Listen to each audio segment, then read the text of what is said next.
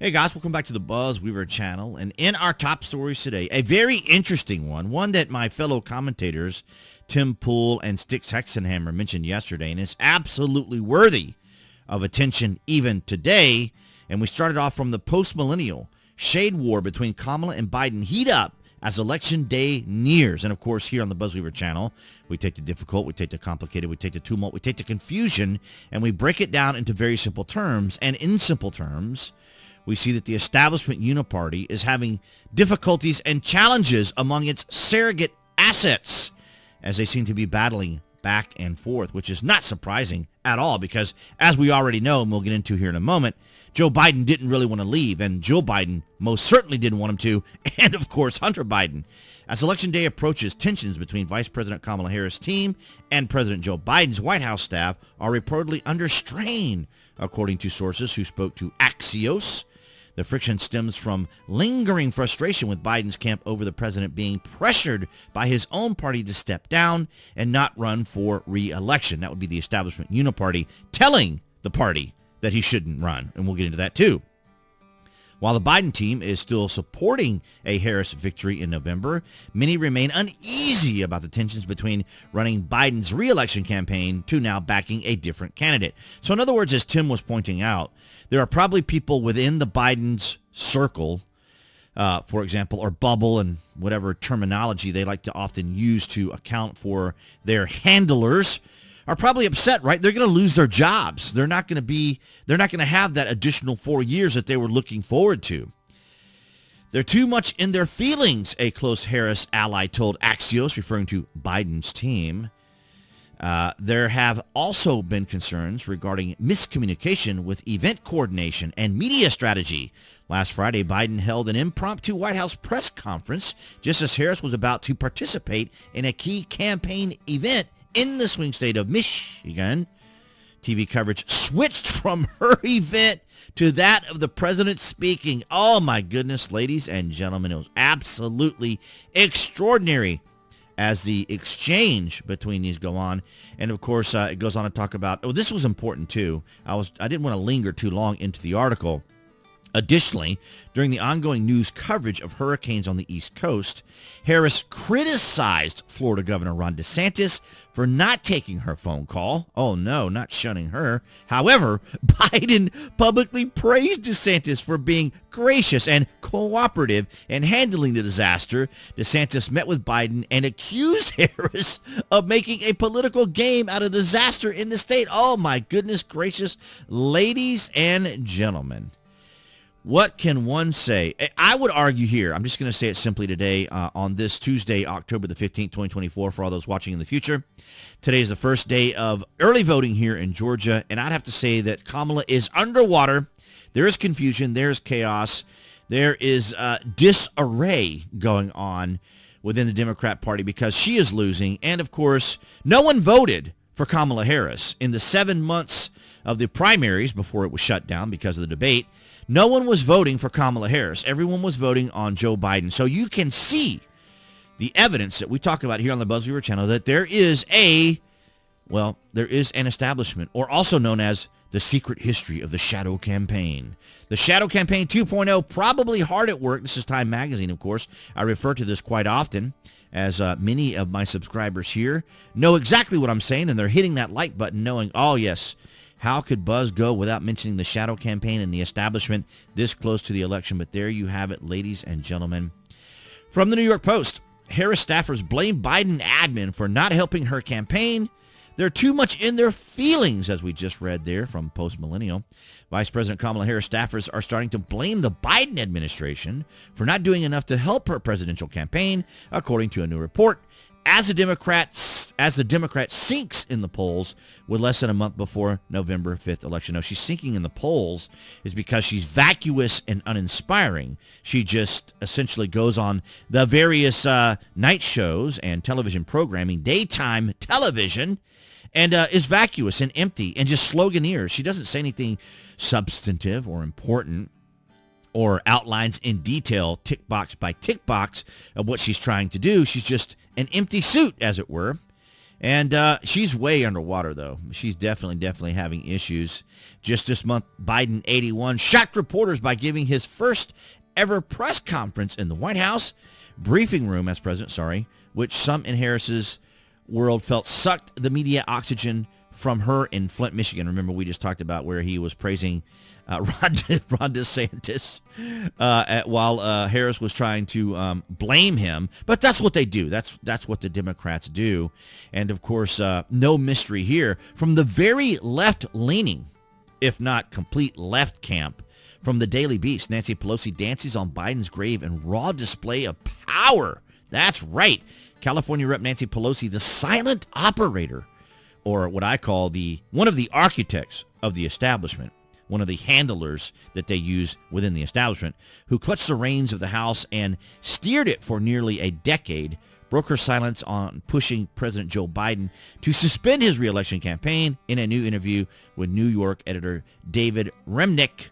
Of course, you guys know all of that. But yeah, even the hard left, the far left, I don't know how far left the Daily Beast is, but they're very, very left. So it's interesting to use the very left out there in many examples that I give to the left when they talk about things that I have said regarding the Establishment Uni-party.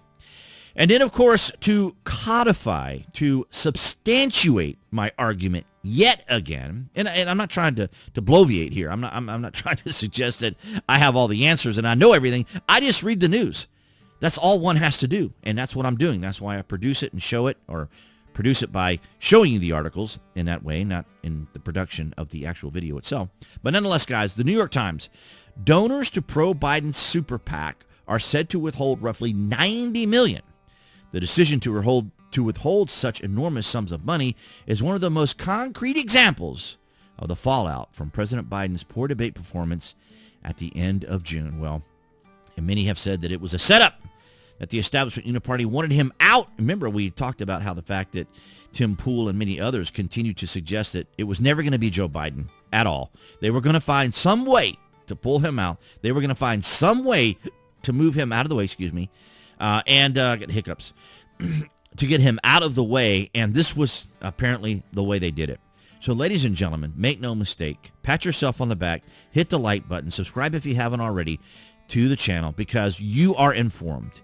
You have been here this whole time, knowing the unfolding that was happening as we read news article from news article and see the pattern, the flow that substantiates putting all these pieces together and connecting the dots.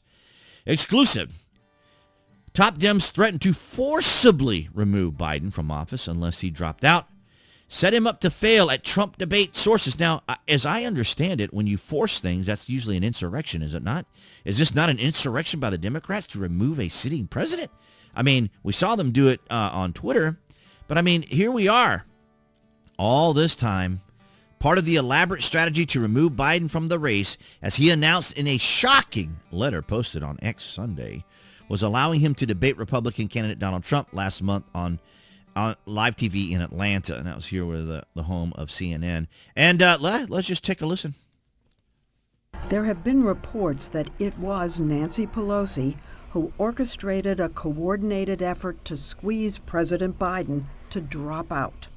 Please tell us what you told President Biden to persuade him to step aside. Well, I've never shared any conversations with the President of the United States publicly, no.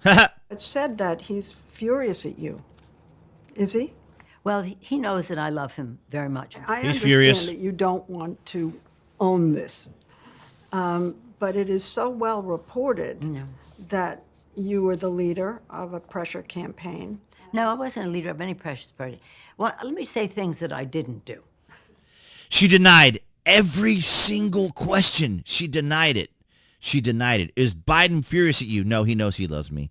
And what was the other one? Did she distance herself? What was that? Reports that it was Nancy Pelosi who orchestrated a coordinated effort to squeeze President Biden to drop out. Hey, right. Please tell us what you told President Biden to persuade him to step aside. Well, I've never shared any conversations with the President. Okay, she's being asked a direct question about what she said to President to President Biden, and then she's just straight up denying it. So each time she was presented with the question, she just denied it. And when we see like Tim Walz presented with a question, or we see Kamala Harris being presented with a question, they just sloganeer and go off onto some life coach banter, right, about the amazingness of America and our freedoms and our capabilities and these, that, and the other. But there's never any tick box, check mark, what they're going to do, goal orientation, substantive information, because, of course, there is a shadow campaign happening in the background. A coordinated effort, as they like to even say here, by our good friend, as we always mention her, Molly Ball. And I was trying to find one of the quotes here specifically. In a way, Trump was right. He was correct. There was a conspiracy unfolding behind the scenes, one that both curtailed the protest and coordinated the resistance from CEOs. Both surprises were the result of an informal alliance between left-wing activists and business titans. The pact was formalized in a terse, little-noticed joint statement of the U.S. Chamber of Commerce and the AFL-CIO published on election day. Here's what's interesting, is that the AFL-CIO is not backing any particular candidate, which in simple terms means they are not backing Kamala Harris.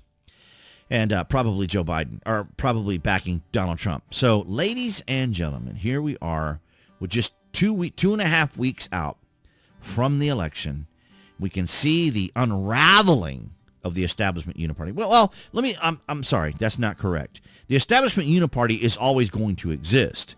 And even if they can't manage to get a surrogate in place to do their bidding, they will undermine, they will hamstring, and they will obstruct Donald Trump at every single point. And if the Democrats win the House, I would assume that within a very short time, they will begin the impeachment process yet again. Because that's the way they are. Money, power, influence. And if they don't have those three things, they get very upset. And, of course, there is perhaps a civil war, as it were, going on between the Biden admin and Kamala Harris's team. And, of course, we already know that Jill Biden cannot stand Kamala Harris. They absolutely cannot stand one another. So it is a fascinating journey. But let me know down in the comments when your state has early voting. And, of course, I assume that many of you listening are planning on voting, perhaps in person. I don't know how many of you will be doing mail-in ballots. But nonetheless, guys, I want to thank all of you across New Tech, that's BitChute, Rumble, and Odyssey, for your guys' continued support. And, of course, everyone here on YouTube. And, of course, you can find all my various social media links below this video, as well as affiliate marketing. But your likes, your shares, and your comments all help out the channel, which is greatly appreciated. And I will see all you guys, well, appearing there on the screen, I should say. There's the channel icon you guys can click on to subscribe to the channel, as well as to select notifications to let you know when there's content here on the channel. And now, I will say, I will see all you guys in the next video.